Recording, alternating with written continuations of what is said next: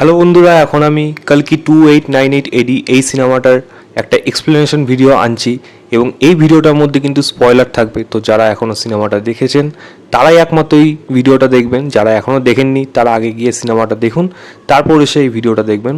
আমি এই রিলেটেড আরও দুটো ভিডিও বানিয়েছি এবং একটা গতকালই এসেছে যেখানে আমি এই ক্যাপ্টেন ক্যারেক্টারটাকে নিয়ে কথা বলেছিলাম এবং আজকে নিশ্চয়ই আপনার থাম্বনেল দেখে বুঝেছেন কী ব্যাপারে কথা বলবো, কৃষ্ণের ক্যারেক্টারটাকে নিয়ে।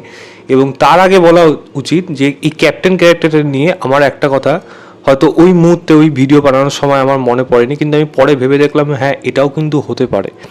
তো এই ক্যাপ্টেন ক্যারেক্টারটাকে আমি কেন যুধিষ্ঠিরের সাথে তুলনা করছি তার প্রধান কারণ হলো সেটা আমি পরে আসছি।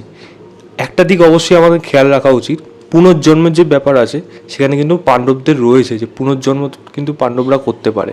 তো আমি যুধিষ্ঠির কেন বলছি, সেখানে মহাভারতের সময় কর্ণ কিন্তু কৌরবদের হয়ে যেহেতু লড়েছিল, এটা হতে পারে কলিযুগে এসে সেটা কিন্তু তারা পাণ্ডবদের হয়েই লড়বে। আমরা সেটা জানি যে কর্ণের যে ক্যারেক্টারটা আছে সে প্রথমে মানে কালির হয়েই লড়বে, পরে গিয়ে সে কল্কির সঙ্গে লড়বে, কিন্তু তার যে বড় হয়ে ওঠা সেটা কিন্তু ওই সময় যেমন কৌরবদের সাথে ছিল, এইটা সম্ভবত এখানে পাণ্ডবদের সাথে হবে। এবং তার একটা বড় কারণ হলো এই কিন্তু ক্যাপ্টেনের জুয়া খেলাটা, যার আমি একটা রেফারেন্স কিন্তু আমি গতকাল ভিডিওটার মধ্যে বলেছিলাম যে আমি সেটা দুর্যোধনের সাথে তুলনা করছি।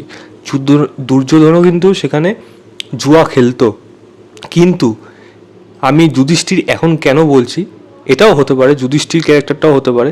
তার আরেকটা কারণ হলো যুধিষ্ঠির কিন্তু জুয়া খেলতে খেলতে সব কিছু হারিয়ে ফেলছিল, ইভেন দ্রৌপদীকে পর্যন্ত মানে তার মানে দান হিসাবে বা তাকে বাজি হিসাবে ধরেছিল। এখানেও কিন্তু এরকম একটা জায়গা আছে যেখানে কিন্তু ওই ক্যাপ্টেন ক্যারেক্টারটাকে কিন্তু সে কিন্তু ভৈরবাকে বাজি হিসাবে রেখে দেয়। তো আমি কিন্তু এই লিঙ্কটা কিন্তু এই গল্পের মধ্যে আমি কিন্তু খুঁজে পেয়েছি, আমার মনে হয়েছে এইটাও কিন্তু সিমিলারিটি রয়েছে যুধিষ্ঠির ক্যারেক্টারটার সাথে ক্যাপ্টেনে। তো হতে পারে দুলকার সালমান কিন্তু পরে গিয়ে দেখা গেল সে হয়তো যুধিষ্ঠির। বা এছাড়া তো আমি যেই উদাহরণগুলো দিলাম, যেমন এই ক্যারেক্টারটার মধ্যে অনেক কিছু রেফারেন্স আছে ক্যাপ্টেন ক্যারেক্টারটা, যেটা আমি প্রথমে দিন বললাম আধিরাত, তারপরে বললাম আধিরাতও হতে পারে, পরশুরামও হতে পারে, আবার দুর্যোধনও হতে পারে।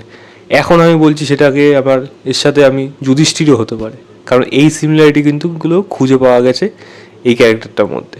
তো ক্যাপ্টেন নিয়ে এইটুকুই জাস্ট বলা ছিল, এখনও অবধি আর জানি না এরপরে আবার কি ভিডিও আসে বা আরও কিছু জানতে পারি নাকি, সেটা পরের কথা। তবে কৃষ্ণের কথা যেটা মেন আজকের বিষয়, থাম্বনেলে যেটা দিয়েছি, কৃষ্ণের মুখ কেন দেখানো হয়নি। একজন অভিনেতা সেইটা অভিনয় করেছে, তার ফটো আপনারা গুগলে সার্চ করলে পেয়ে যাবেন কে করেছে, কিন্তু মুখ কিন্তু এখানে দেখানো হয়নি। কেন?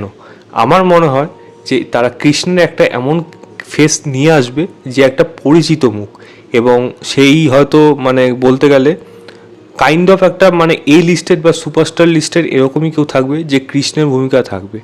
এবং এটাও কিন্তু মানে হওয়ার পুরোপুরি যেহেতু চান্স যে কৃষ্ণের যে পাঠ করবে সেই কিন্তু এখানে কল্কি রূপে জন্মাবে, বা বলা যায় কল্কি রূপ বড়োর যে মানে পূর্ণবয়স্ক রূপ যেটা, সে কিন্তু একই রকম দেখতে হবে। তো বুঝতেই পারছেন কোন অভিনেতা কল্কি রূপে থাকবে সেটা কিন্তু এখানে একেবারে বলা হয়নি, বা তার কোনো আভাস কিন্তু এখানে দেওয়া হয়নি।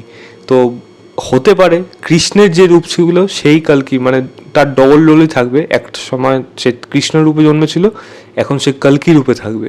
তো এটা তো সময়ের অপেক্ষা, তারা যখন এটা অ্যানাউন্স করবে বা কল্কিকে দেখায় কবে সেটাও একটা বড় বিষয়, মানে পরের সিনেমাতে আদৌ দেখাবে কিনা সেটাও একটা বড় বিষয়। তারপর তো ইয়াস্কিনের মানে স্পিন অফ আছে, এইসব অনেক কিছু আছে, তো সেইগুলো তো সমস্ত কিছু মানে ক্রমশ প্রকাশ্য। কিন্তু এই বিষয়টা কিন্তু আমার মাথার মধ্যে থাকলো যে নিশ্চয়ই কৃষ্ণই কিন্তু, যেহেতু পরের জন্মে তার পুনর্জন্ম, তো সেখানে বিষ্ণু রূপ বা কল্কি রূপে যে সে জন্মাবে বিষ্ণুর অবতারে, তো সেটা কিন্তু হতে পারে একই মানুষ সেই জায়গায় অভিনয় করেছে, তার জন্য হয়তো সম্ভবত এখানে কৃষ্ণের মুখ কিন্তু এখানে দেখানো হয়নি। আপনারা কতটা এক্সাইটেড এরকম ধরনের খবর থেকে অবশ্যই সেটা আমাকে কমেন্ট করে জানাবেন, এবং আপনারা কি এই সমস্ত নিয়ে খুঁজছেন বা এক্সাইটেড আছেন নাকি কল্কি যে এত কিছু রয়েছে সিনেমাটার মধ্যে রেফারেন্স, মাঝে মাঝেই সেখান থেকে নতুন নতুন তথ্য উঠে আসছে, সেইগুলো আপনারা কতটা এনজয় করছেন অবশ্যই সেটা কমেন্ট করে জানাবেন। এবং এই ভিডিওটা ভালো লাগলে লাইক, শেয়ার এবং চ্যানেলটাকে সাবস্ক্রাইব করে দেবেন। বাই।